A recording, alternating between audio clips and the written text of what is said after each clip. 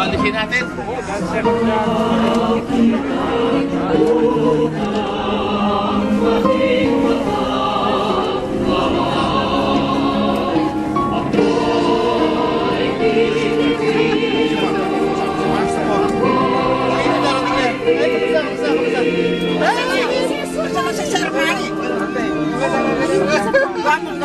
Dos, Pak Yosef.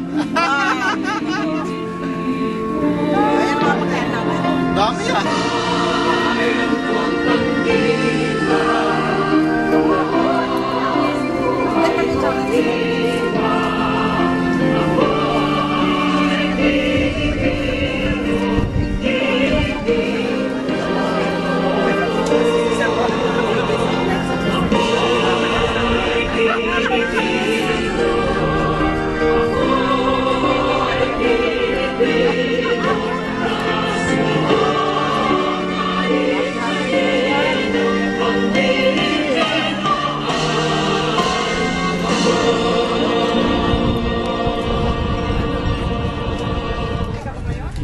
Ano pong pangalan niyo?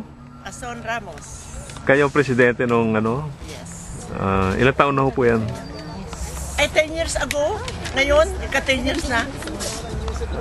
Ano ho? Puro... 10 years na siyang presidente.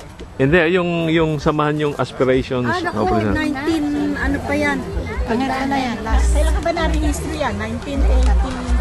1980. Hindi ko dala yung aking diary. 84 yata, 1984. So, ibig sabihin ho, taon-taon Nandito kami. ino-observe niyo yung birthday niya, no? Tsaka Independence Day, yun lang yung na-observe namin.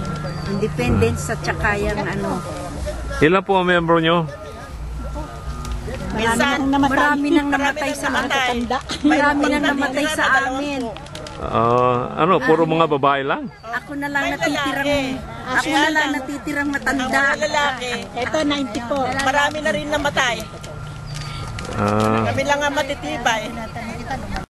Toronto chapter, Night of Rizal. Hi, happy Father's So, Day. kasama kayo dito sa celebration ho? Yes, because I was a commander for 4 years here at Toronto chapter Ng ng Knights of Rizal. Knights of Rizal. So, kayo namumuno And then- dito sa celebration ngayon? What part? Part siya. Part. Mga member ko ng committee yan. And then I was one of the Malamig na yata founder yan of the PCCF2. And I was a vice president of the Silayan Community Center at present. Ngayong umaga ho, anong gagawin niyo dito sa atin?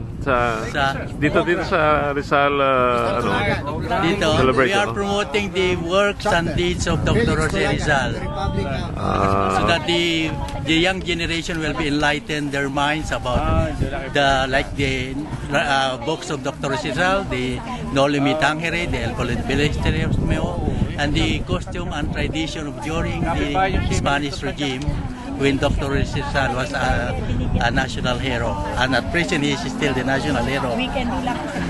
Kayo po ang presidente ba ngayon? O No, I was right now I am advisor of the Toronto chapter ng Knights of Knights of Rizal. Rizal. Yes. Okay, salamat po. Thank you.